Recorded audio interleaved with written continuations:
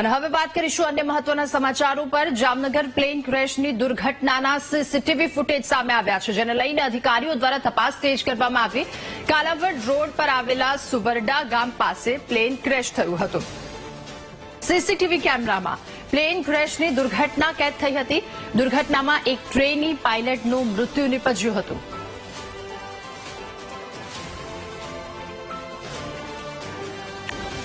તો દુર્ઘટનામાં એક ટ્રેની પાયલટનું મૃત્યુ થયું। આ દુર્ઘટનાના લઈને સીસીટીવી ફૂટેજ પણ સામે આવ્યા છે।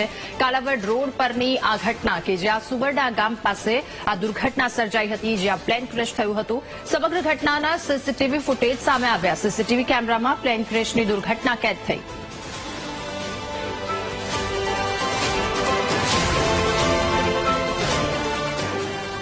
અને જામનગરના સુવરડા ગામ પાસે ફાઇટર પ્લેન ક્રેશ થવાનો કેસ। ઘટના સ્થળેથી કાટમાળ એકત્ર કરવાની કામગીરી શરૂ કરવામાં આવી છે। અધિકારીઓ કે જેઓ ઘટના સ્થળે પહોંચ્યા, આસપાસની જગ્યાને કોર્ડન કરી દેવામાં આવ્યું।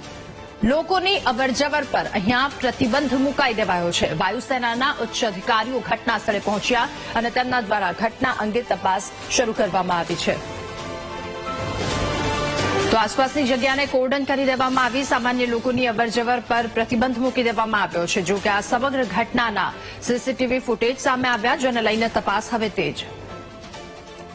રાત્રિના જામનગર જિલ્લાના જે સુવરડા ગામની સીમમાં જે પ્લેન ક્રેશ થવાની ઘટના છે તે સામે આવી છે। વીટીવીની ટીમ ઘટના સ્થળે પહોંચી છે। હું દ્રશ્યોમાં બતાવીશ કે જે પ્લેન ક્રેશ થયું હતું તેના સીધા જ દ્રશ્યો છે કે જ્યાં જે વાડી વિસ્તાર છે આવેલો છે, ત્યાં કોઈ લોકોની અવર જવર ન હોવાથી કોઈ જે સિવિલિયન્સ લોકો છે તેને કોઈ જાનહાની નથી થઈ, પરંતુ ક્યાંક ને ક્યાંક જે પાયલોટ છે તેનો આબાદ બચાવ થયો છે। જ્યારે એક પાયલોટનું ઘટના સ્થળે મોત નીપજ્યું હોવાના સમાચાર હાલ મળી રહ્યા છે। હાલ તો વાયુ સેનાના જે અધિકારીઓ છે તે પણ મોટી સંખ્યામાં ઘટના સ્થળે જોવા મળી રહ્યા છે। તો બીજી તરફ જ્યાં પ્લેન ક્રેશ થયું છે તેનો કાટમાળ છે તેને ભેગું કરવા માટે હાલ કાર્યવાહી હાથ ધરવામાં આવી છે।